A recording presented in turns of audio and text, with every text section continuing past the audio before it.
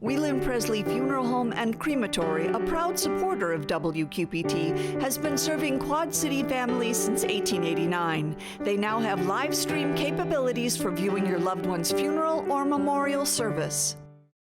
At IHM VCU, we've always been here for you. You are and always will be our top priority. We care about your financial and physical health, and we are here. IHM VCU is a proud supporter of WQPT.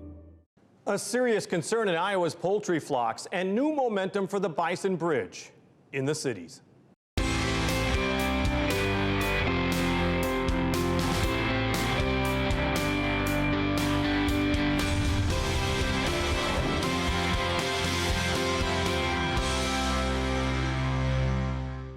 It has only been found in fewer than 10 flocks, but more than 6 million birds have been destroyed because of HPAI, highly pathogenic avian influenza. It's been found in birds in 4 western Iowa counties, but it's insidious because it can travel so easily, so quickly, even by migratory birds passing through. We talked with Iowa's Agriculture Secretary Mike Naig about this, the impact on farmers from the war in Ukraine, and the future of farming. Thank you, Mr. Secretary, for joining us. Let's talk about avian flu first. Why is this such a serious situation for state agriculture?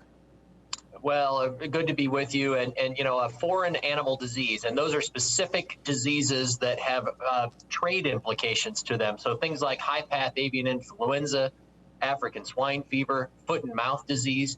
These are things that if you have them in your country, they typically impact trade with other parts of the world. In addition, they are devastating to the producers, to the farm families and businesses that raise that livestock. And so it is an economic impact. It's certainly an impact to those families. And so when we look at a foreign animal disease, we're always thinking about how can we identify affected sites early, and how can we act quickly to isolate the virus and contain it and hopefully prevent the spread. We last had high-path in the state of Iowa in 2015, and we had a significant outbreak that year. And we learned a lot. We improved our plans. We have exercised our plans for the last several years. My team is ready to go. It's a hard situation, but we're executing on our plans. Well, and we're talking some 6 million poultry have already been put down, and you put that into perspective that, in a way, it's almost twice the human population of Iowa. I mean, this is really significant, even though Iowa has such a ginormous poultry flock compared to other states. Yeah, we do. We're a leading egg producer. We're the #1 egg producing state in the nation. We're #7 in Turkey, and we actually have a growing broiler chicken production sector, especially in western and southwestern Iowa. So it is a big number. However, that number, we only have 6 confirmed sites as of now, and 4 commercial sites. So 2 laying facilities, egg producing facilities, and 2 turkey facilities, and then 2 backyard flocks. And that's an important thing to remember, that this can affect the very large producers, and it can also affect somebody with only a few chickens, a few birds in their backyard. And so it's important for everyone to be watching for those signs of avian influenza. Call the Iowa Department of Agriculture if you have any suspicion that your birds are being impacted, and we can help arrange the testing to confirm that. Iowa's taking emergency action in regards to this, and one of the things is that you are prohibiting sales, displays of poultry, even at county fair levels for the next 30 days, though. And as you know, a lot of the county fairs start after the next 30 days. So are you pretty confident that county fairs will be able to have poultry exhibitions and judging, or is it just too early to tell? It really is too early to tell, from the sense that, you know, we know that the virus is being carried by the wild bird population. So as birds are migrating north all throughout the spring, they are appearing to be carrying the virus with them. And that's where we're seeing these introductions, wild birds and domestic birds interacting. And so really we have to look ahead and think all throughout the spring season, as birds are moving north, this remains a significant threat. But what we did is we said, you know, in order to protect birds, again, of flocks of all sizes, that it's important to prohibit these live exhibitions, these shows, and we're going to do that for at least 30 days, and then we're going to reset the clock every time we have a confirmed case. So we'll go 30 days past the last confirmed case in the state of Iowa is when we would expect to be able to start having shows again. So I'm really hopeful that we can, in fact, have those shows at county fairs, but only time will tell, and we certainly hope. And that's why we're acting quickly to identify and contain this virus to try to prevent the spread. Well, the real problem, like you said, is migratory birds can just, continue the process of spreading avian flu. So do you believe in realistic terms that the situation might get worse before it gets better? Unfortunately, that could be the case. What we've seen, and if you look across the country, this started on the East Coast and it's been moving into the Mississippi Flyway. And again, it continues to be, with very few exceptions, that these are independent wild bird introductions that are kind of sporadic as you look at the map. And what we are really trying to prevent is that spread between farms, between buildings. And that's why it's important to act quickly. So again, time will tell. It really has a lot to do with the weather and how quickly does it warm up and how quickly do those birds move on to further north. And those are all the types of dynamics that we're looking at. But I want to stress this too. The industry, the producers, the farmers are doing, and they've made a lot of improvements to their biosecurity. Meaning try to keep what's outside outside and what's inside inside and prevent the connection of the two. And that's the most important thing. The best line of defense that we have, again, whether big or small, is to watch that biosecurity. We talked to one farmer who says this is like the third time they've gone through some type of outbreak in Iowa. Is this something that is becoming more common? Foreign animal diseases are always a risk. It's always a threat. And that's why it's important to always have a mindset of preparedness and to always be trying to prevent prevent the spread and always be focused on biosecurity. I wouldn't say it's happening more, but it's true that high path has been around last in Iowa in 15, but it's been in other parts of the country since then. And of course, we also think a lot about African swine fever, which is now in the Dominican Republic and Haiti. So it's in the Western Hemisphere for the first time since 1980. So our pork producers are also thinking about biosecurity and keeping that disease out of the country and off of their farms. Well, and the hog farmers already had faced some serious issues in the last few years. You don't want to see that particular area of the agriculture industry impacted as well. That's right. And, livestock producers are dealing with disease on a daily basis. It's something that's the reality of production. But these specific diseases, again, African swine fever, a foot and mouth disease, high path, these are things that are additional, that cause those trade disruptions and are very, very devastating. So they are a different class of diseases that folks are really needing to be vigilant in their biosecurity. And we then are also working with USDA on the response side of things. Let's talk about the war in Ukraine. It is having a huge impact worldwide. Of course, European countries depend so much more on exports or imports to or exports from Ukraine into their countries. But what is the impact you're seeing of the Ukraine war in Iowa impacting farmers? Well, and it may surprise folks to know that there is an impact, right? But remember that agriculture it's a global supply chain. And so one, we rely on export markets. Iowa is number 2 in the United States in terms of the value of our food and agriculture exports. We're second only to California. So when global trade is disrupted, that certainly impacts us. When trade is working well, that benefits us. But we also rely on other countries and other markets for the inputs that we need, the crop protection tools, the fertilizer that's important to crop production. And so we are definitely being impacted by both that inflow of fertilizer in particular, but also Ukraine is a significant grain producer and corn exporter in particular. And it's an absolute human tragedy what's happening with Russia invading and being so destructive in the Ukraine. And my thoughts and prayers are with everyone involved in this. And I hope for a resolution to this, but it is absolutely impacting the agriculture supply chain broadly. And for a long period of time. I mean, the devastation, you think of a war going on in a country, in rural areas, there could be shrapnel in the field. There could be, you know, an unexploded ordnance in the field, besides even tanks driving over your wheat, your corn crops in Ukraine. Right. You know, even if the war were to end tomorrow, agriculture would suffer for months on end. There's a lot of analysis being done right now on one. So it's a wheat producing region, and so you've got the winter wheat crop that's coming. And, you know, can they get another application of fertilizer on that crop before they harvest? Will they even have the equipment or the fuel to harvest that wheat crop?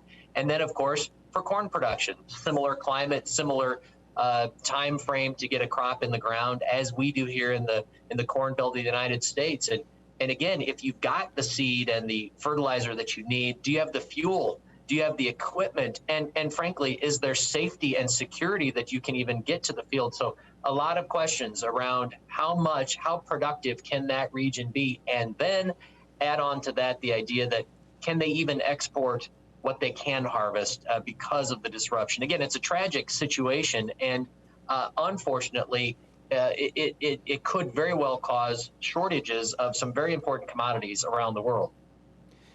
In Iowa, we're seeing some tax changes, as you well know. The flat tax perhaps coming next year. A lot of people have talked about that, of course. A lot of people talk about the retirement tax that is eliminated in Iowa, effective immediately. Not a lot of people have talked about tax changes that are going to impact farmers. Tell me a little bit about what's changing and how farmers should be preparing for that right now. Well, look, this tax package, it was significant. It's bold.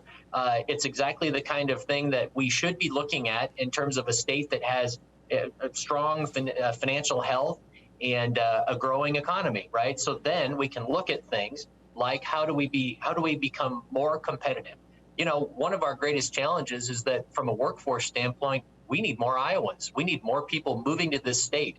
We've got an opportunity for our farms and our families and our communities and our businesses to thrive and grow. So a simplified, a lower tax rate, those are all things that are good for Iowa's competitiveness and good for our families, regardless of whether you farm or not. And so those are important things. And of course, the retirement income and exempting retirement income, especially around land-related or rental, farmland rental-related income, that I think will also help, again, keep Iowans in Iowa and help us to be more competitive. So look, this is good for agriculture, but it's good for Iowa families and Iowa businesses across the board. We've talked a lot about climate change this week on News 8, and so we've been talking about how it impacts farmers with changing growing season, more microbursts of rain, more devastating windstorms. Is there a plan from Iowa Department of Agriculture in regards to climate change and how to better deal with the severe weather that Iowa farmers and actually all farmers in the Midwest are now facing? I think the thing to think about when it comes to weather, and we are seeing larger rain events in the shoulder seasons, spring and fall. And so that's why we think about things like using no-till and incorporating cover crops into our operations. Trying to get cover on the ground when a crop is not growing, and you can then hold your soil in place and also improve water quality. Those are the types of practices that have, frankly, layers of benefits. Nutrient reduction, soil erosion prevention, building soil health. Those are all important things that have many, many benefits. So those are the types of things that we're looking at, is how do we continue to build resiliency into our agriculture and particularly into our land use. But I also would note that we've got a long history in this state of innovation, right? We're always trying to do it better. Every year, we're trying to grow a crop more efficiently, grow more yield, do a better job with our livestock, and that won't change. That continuous improvement is something that we're focused on. And so weather, climate, and the changes that we potentially are seeing are all part of that, continuing to think about resiliency of agriculture. We've got a lot of history of doing that. I'm confident we'll be able to adjust to the future as well. I think it's interesting that you did point out the high-tech changes that are going on, of course, throughout the industry, and that includes, of course, John Deere. Deere having that huge plant in Waterloo, based, of course, in the Quad Cities, Mr. Secretary. I'm telling you nothing that you don't already know. Right. What is kind of exciting is Deere has introduced that driverless tractor, and you're talking about high-tech. It was interesting. I was listening to a discussion on one of the business channels that they were saying that this could really be revolutionary for farming. Well, this is one of the best parts about agriculture is the constant change. We always say the only thing that's constant in agriculture is change. And so, again, we know that efficiency and especially around trying to accommodate for some of our workforce challenges, autonomous vehicles, digital agriculture, precision agriculture, and that's not just in the cropping space, but also in livestock and in processing. These are tremendous opportunities, and it takes, I mentioned too that the last growing season, we had significant drought across the state of Iowa, and yet we set records in the state of Iowa for our corn and soybean yields. That's not an accident. That happens because of innovation. That happens because of how we manage the crop, how it's planted, how it's fed, how it's cared for. And that's a special thing. And that's something we shouldn't take for granted. Innovation is a key component to our success into the future. The equipment piece of it is just one of those things that's really exciting. Iowa Agriculture Secretary Michael Naig. In a moment, new statewide attention to what's called the Bison Bridge. But first, welcome to the start of April and all things spring. It should help you go out and about a little bit more. So here's Laura Adams. This is Out and About for April 1st through 7th. Let Me Be Myself, the life story of Anne Frank, a traveling exhibit, takes place at St. Ambrose University's Lewis Boardroom through the 2nd, while the Figge Art Museum present the film 3 Minutes, A Lengthening, April 3rd at 4. Bishop Hill hosts a performance by Claude Bourbon, Spanish and Medieval Blues, the 3rd at 7, and Jeremy Mexicano perform at the Rock Island Library and Butterworth Center April 5th. Quad City Comic Con takes over the Mississippi Valley Fairgrounds the 2nd and 3rd, and Matt Meyer performs at the Adler Theater the 5th at 7. Quad City Coin Club's annual Spring Coin Show takes place the 3rd at the Camden Center in Milan. Plus, there's a girls' getaway in downtown Muscatine the 2nd, starting at 8:30 a.m. The German American Heritage Center hosts their Spring Craft Fair the 2nd from 10 to 2, and on stage, the Black Box Theater opened the psychological thriller Veronica's Room by Ira Levin April 7th through 16th. The zany Peter and the Starcatcher takes over the stage at Spotlight on April 1st through 9th. Quad City Music Guild presents Disaster, the 70s movie musical, the 1st through the 10th. Live from QC, it's Saturday night. A fundraiser for Gilda's Club present SNL icon Tim Meadows the 2nd at Rhythm City Casino, and the Quad City Symphony and Masterworks perform at the Adler the 2nd. For more information, visit WQPT.org.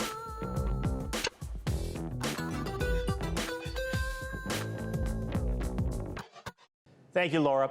It came as quite a surprise when well-known conservationist Chad Pergracki took the stage to announce something quite strange. He wanted to find supporters of his plan for what's called a bison bridge. With transportation officials making advanced plans for a new Interstate 80 bridge over the Mississippi River, Pergracki wanted to keep one span of the existing bridge and turn it into this. A bridge that incorporates both concrete for bicyclists and runners and natural plantings that would be for wildlife, including, wait for it, perhaps bison, hence the Bison Bridge. The so-called Bison Bridge has just won support from an Illinois House committee that voted to urge the Transportation Department to include Bison Bridge plans in its plans for the new I-80 span. So we talked with consultant Matthew Hughes of the Bison Bridge Foundation, who was in his Springfield office. You did receive some really important backing. I mean, your list of backers for this project included, let's be honest, a lot of tourism groups. You got state lawmakers in the area that are backing it. Are you surprised of that level of support, and actually, how important is that? Well, it's very important. I'm not surprised. As we have engaged with the community and stakeholders and public officials and business owners and just Quad citizens in general, I mean, there's a tremendous amount of support. It took a lot of work to reach out and engage with people that have indicated they do support the project and would like to help in whatever way they can. So we've had support from all walks of life. So I'm not surprised that we had it.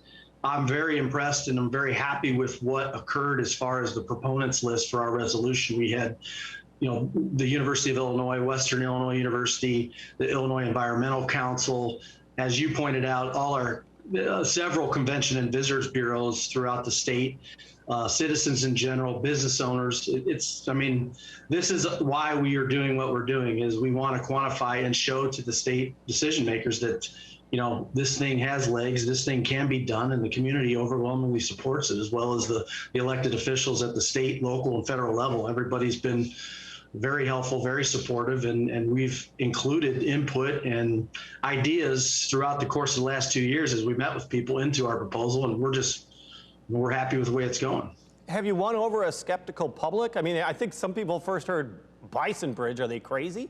Well, I think that was my reaction when I first got a phone call from my, friend Chad, that you're crazy. I don't know that this is going to happen. These are engineers. They're people that typically they want to tear this down. But as far as what the public is feeling, the public is skeptical. I think it's mostly just a general malaise, so to speak. I think they're skeptical as to whether the state government will actually respond or incorporate the public's, desire to have this. I think that's in general the skepticism I heard. Of course, when you heard bison, will they walk across it, things like that.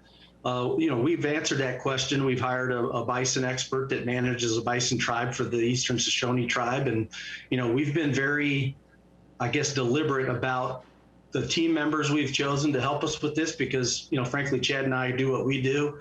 Kevin's an engineer. We've got Convention and Visitors Bureau tourism expert. So we've been very careful in terms of putting the team together and executing a plan. And we've spent the last year and a half coming up with that plan. We know that we've got a significant challenge ahead of us to get this done. But I think the public, if they do invest in us, they ought to know that we're doing our part. Chad's expended significant resources for this thing, and we've got a lot of things that we're about to start talking about publicly as we move through this process here. The key, I think, for you guys is that you want to start early because, as you know, the I-74 bridge replaces the old I-74 bridge, and some people want to save that and almost create almost like a Chicago Navy pier off of one of the spans, but it sounds like it just came too late, and demolition is going to go forward. You're kind of learning a lesson from that. I mean, you're working very ahead of schedule here as the plans are just being developed for the new I-80 bridge.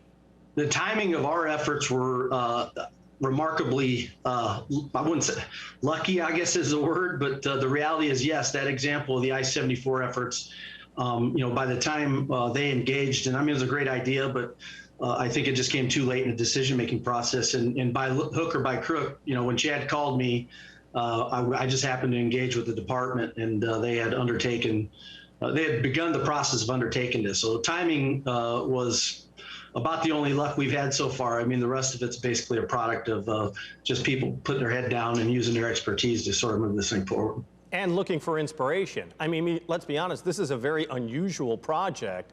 Where do you draw inspiration from? I mean, are there other projects even remotely like this? Well, that's one of the things that we address. I mean, this has been done before. It's been done in Louisville. It's been done in Cincinnati.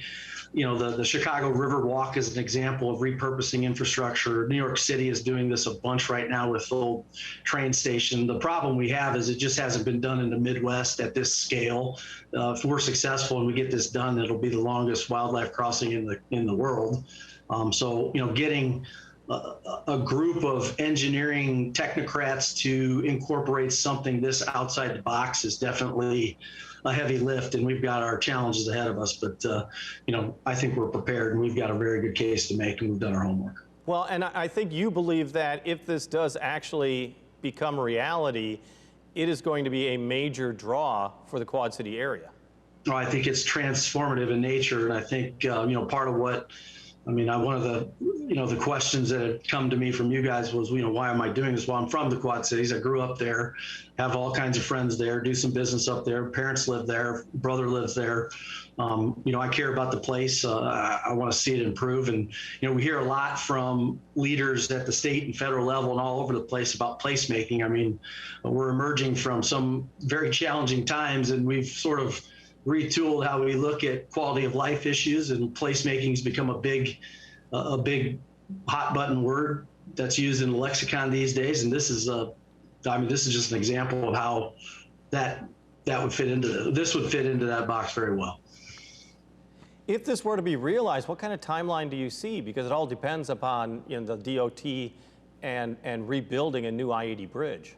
Well, the fact of the matter is I learned today from a conversation that Representative Halpin had with IDOT District 2 that we can expect a public meeting in May. So timeline-wise, I mean, that's good for us. We've kicked this thing off with this resolution, expect it to pass next week. We'll start engaging with our followers and our supporters and elected officials. I mean, we've got to play. We've got an offensive playbook to run here, and we got to get engaged fast. And honestly, as smart as and the amount of expertise we've got on our team, it'll all be for naught if the public doesn't engage with the state to make this happen in May. And do you think there's a better than 50-50 chance this could occur? I hate to put, I'm not a handicapper when it comes to these things. We've got significant challenges that can be overcome. The biggest hurdle we have right now is the Illinois Department of Transportation. I don't mean that in from any negative place. That's just, we've got to convince them that the support we have is strong, significant, and engaged and ready to activate to say, hey, we want this to happen. And so, I spent 10 years of my life working with the Illinois Department of Transportation. I make a living consulting on transportation and infrastructure financing. We've got an expert group of people trying to push this heavy boulder up a hill, but our opportunity is within sight now, and that's why we're doing what we're doing, and that's why you saw a resolution that's moving through the House. We've got federal partners that are going to help us with this as well, and we're just getting started. Matthew Hughes of the Bison Bridge Foundation. On the air, on the radio, on the web, on your mobile device, and streaming on your computer. Thanks for taking some time to join us as we talk about the issues on the cities.